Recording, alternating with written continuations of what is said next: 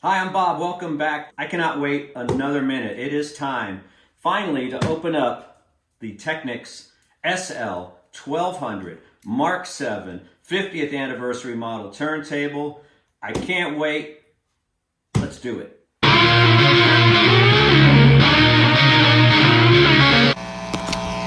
Well, I guess there's nothing to it, but to do it, let's dive in. Let's open this baby up. Let's do the unboxing. This particular 50th anniversary model of the SL1200, 7th generation, the Mark VII, comes in 7 different colorways. I don't know if turntables come in colorways. I know shoes do. But let's go ahead and open this and see what's inside. This is a long time coming. I've wanted a Technics turntable for a long time. I had one back in the 70s. Once you've had one, you can't get them out of your mind. And I'm not going to tell you what color this one is, but you may already know from some of the context clues I've shown you. Here we go. First of all, let's do this. Let's rotate it. You see that beautiful sticker there? That pretty much is your clue as to what color is inside, I believe. So let's take it out of the box here.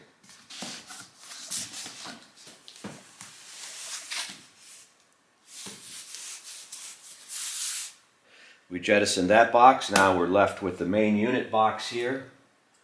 And we'll go ahead and carefully cut the tape. Lift that up so we don't go too deep with the blade there. I'm sure it's fine. There we go.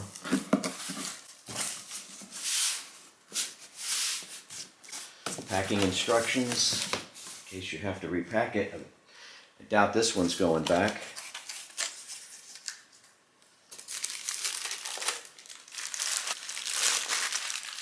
Nice heavy platter and some isolation material, either sprayed or inserted under the platter, under the aluminum platter. Take the big piece of foam off. I love new turntable smell. We have the instruction book. Looks like a free sticker in there, a couple of stickers. Instruction manual, head shell screws, I believe. Nice touch. You always seem to run out of those. Phono cable there with ground. Basic phono cable with ground. And the 110, 111, whatever it takes, power cable. Next up,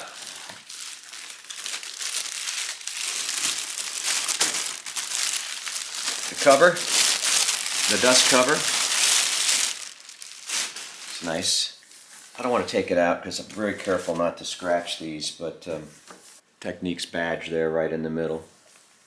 Here is the beautiful slip mat with the gold and gray logo. Nice. 45 adapter. Feels good in the hand. It's not plastic. It's metal. Solid metal. Solid aluminium, I'm going to assume. The counterweight. Nicely packed. This whole thing is nicely packed. I ordered another brand turntable a couple months ago. When I opened up the box, the counterweight had come loose from the styrofoam and was bouncing around during shipment inside the box, and it dinged the plinth pretty good in multiple locations. So that one went back. Of course, the very nice head shell, and I should have ordered a second one because I have a couple cartridges I'm going to put on here. One of them is MP110 Nagaoaka, and another one is the Sumiko Rainier.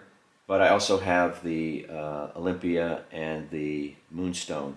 Once I get a second head shell, I'll essentially have 4 turntables because I'll have 4 different styli.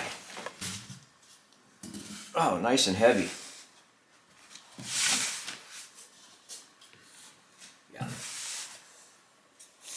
This unit is nice and heavy. And I think that's a good thing.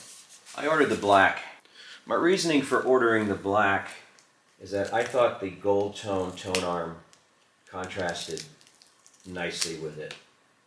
It's a little more understated. It's not the usual silver, but it's still understated, and you get this just brilliant contrast between the black and the gold. Be very careful here. Unlike other YouTubers who just rip it off, man. Not me. I'm a little OCD, so I just want to make sure that we do a good job here moving the bag. This is beautiful. You know, you can get other turntables that look like this from other manufacturers, but there's nothing like a Technics or a Technics. This is number 05349. This is solid, man. Rock solid. Look at that beautiful black. Just the gold contrasting on there. Man, I'm happy with that. That's beautiful. Well, now we can begin to put it all together. We'll start with the 45 adapter. Again, very nice, very heavy, solid. I don't play many 45s, but that bad boy goes right there. Head shell will be next. Beautiful black head shell. Going to be very careful when installing the cartridge. I've not had much good luck with wiring inside of head shells of late, but in my defense, I've been working on older turntables, like an old Thorens. And the counterweight goes on nice, and that's got a nice feel too. There's a texture on the surface of that counterweight. Almost feels like almost like record grooves. It's grooved, but very small, like micro grooves. Platter is next. Again, very solid, very rubbery surface on the bottom. I'll have more details as to the composition of that, but obviously a damping material. Right onto the spindle. Man, this thing is beautiful. Wow, that's a thing of beauty right there. That's a thing of beauty. That's the basic turntable.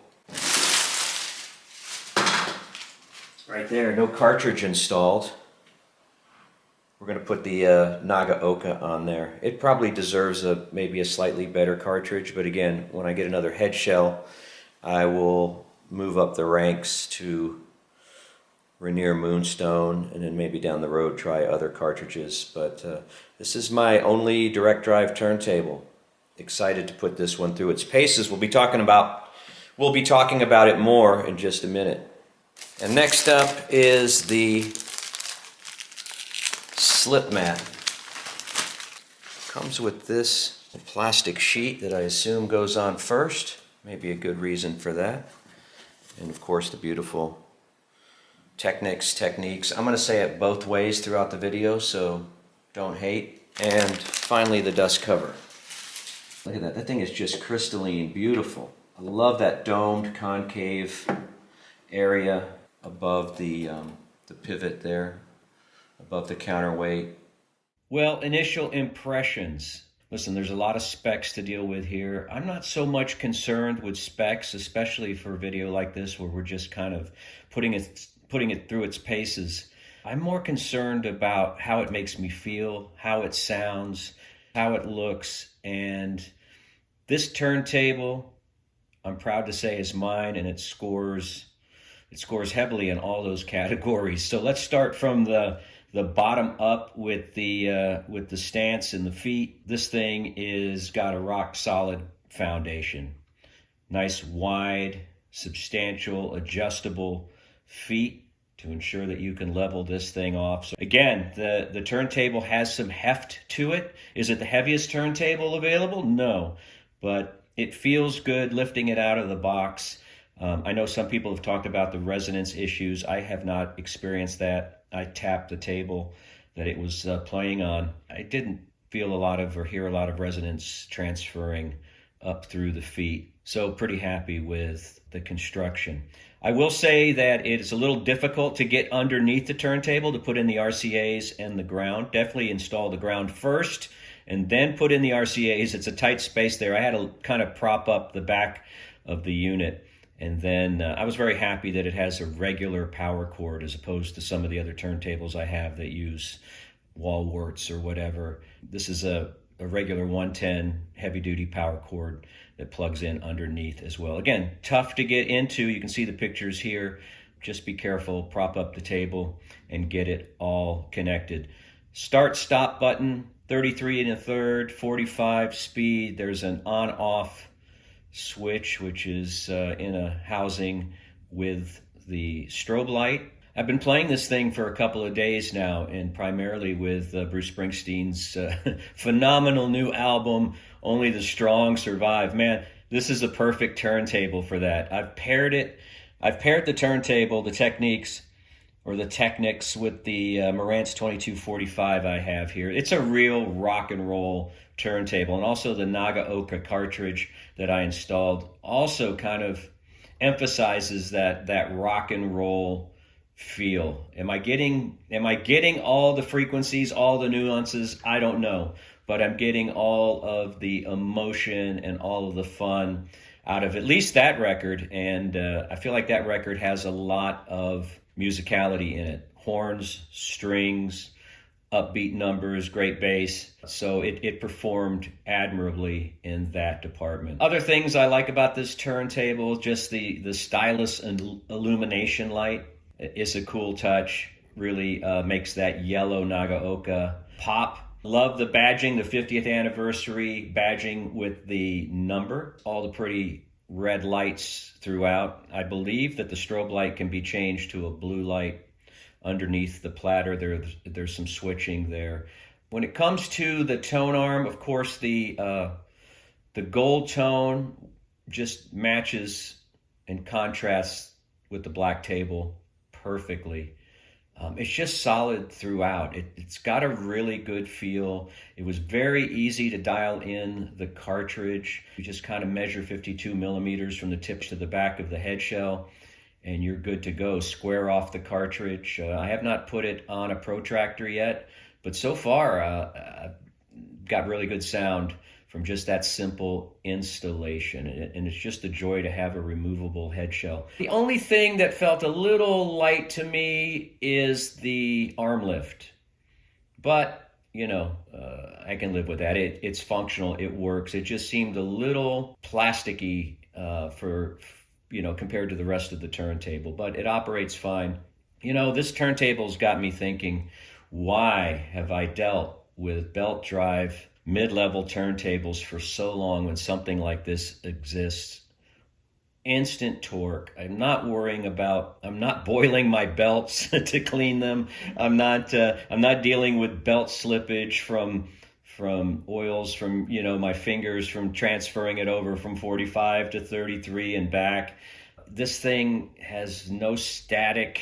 I don't know. I guess those belt drives were fun because they were so mechanical.